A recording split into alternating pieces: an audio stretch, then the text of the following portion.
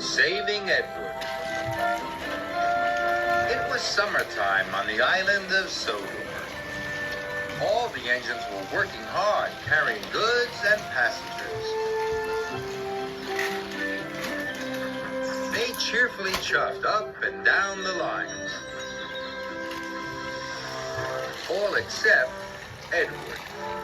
Edward was worried. He wheezed as he puffed, and steam hissed out of his cylinders.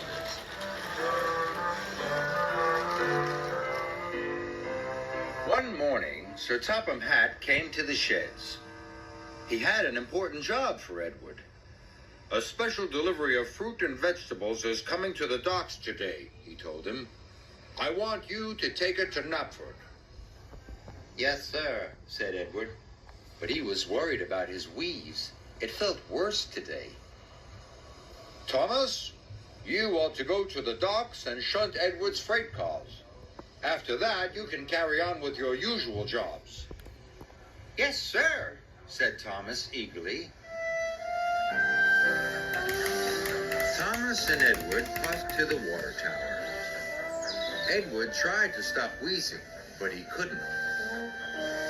"What's the matter?" asked Thomas. "You don't sound well." "I can't seem to get up steam properly," said Edward. "But I'll manage. Don't tell anyone, Thomas." Thomas wasn't sure about this. "I don't want Sir Topham Hatt to know," hissed Edward. Thomas could see Edward was worried, so he agreed. He hurried off to shunt Edward's freight cars. Edward followed slowly to the docks. Edward was very worried. What if he was too weak to pull his train? He would be of no use to the railway. He wouldn't be useful at all.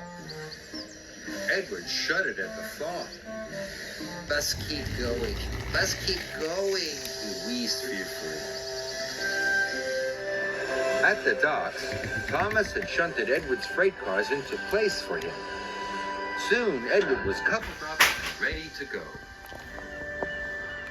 "Go on, Edward. You can do it," called Thomas encouragingly. Edward puffed as hard as he could, but the train hardly moved at all.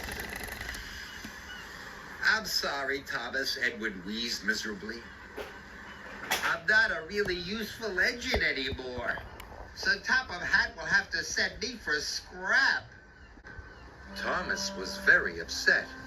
He wanted to help Edward. "I'll do my other jobs first," Thomas said.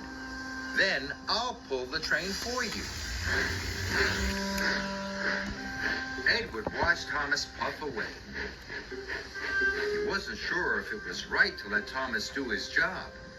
Edward felt very worried. Thomas needed to do all his jobs as quickly as possible so that he had time to pull Edward's train. Hurry up, he told the troublesome trucks. "What for? What for?" they snapped. "For Edward," puffed Thomas, and he biffed them across them. Edward waited sadly by his train. He hoped Thomas would come back soon. When Thomas finished all his jobs, he puffed back to collect Edward's train. Edward was very pleased to see him. "Don't worry, Edward," puffed Thomas. "I'll have your job done in no time. You go back to Tidmouth and I'll meet you there later." "Thank you, Thomas," wheezed Edward. And Thomas pulled away with a long line of freight cars. Thomas was tired. He had been working all day, and Edward's train was very heavy.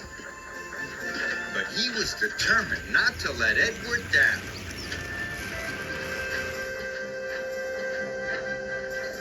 Sir Topham Hatt was talking to Gordon as Thomas puffed in. "Thomas, this train is late," he said crossly. "And why are you pulling it? Where is Edward?" Thomas didn't want to get Edward into trouble. He had to think of an excuse. Edward took on the wrong sort of coal, sir. The wrong sort of coal, boomed Sir Topham Hatt. What nonsense, Thomas! I'll find out what Edward has to say about this later. Sir Topham Hatt was very cross. He gave Thomas another job to do. Yes, sir, said Thomas. Gordon steamed through the countryside. And then he found Edward having a rest.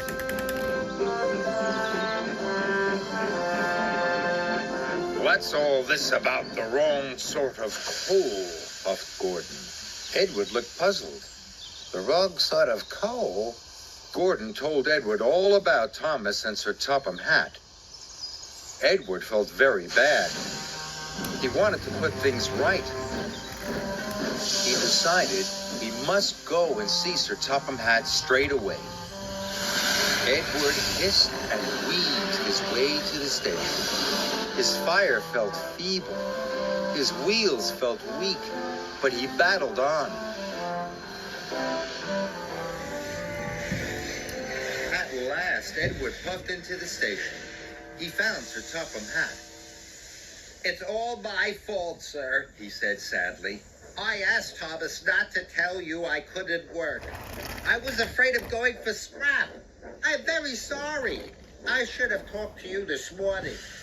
You should always tell me if you have a problem, said Sir Topham Hatt.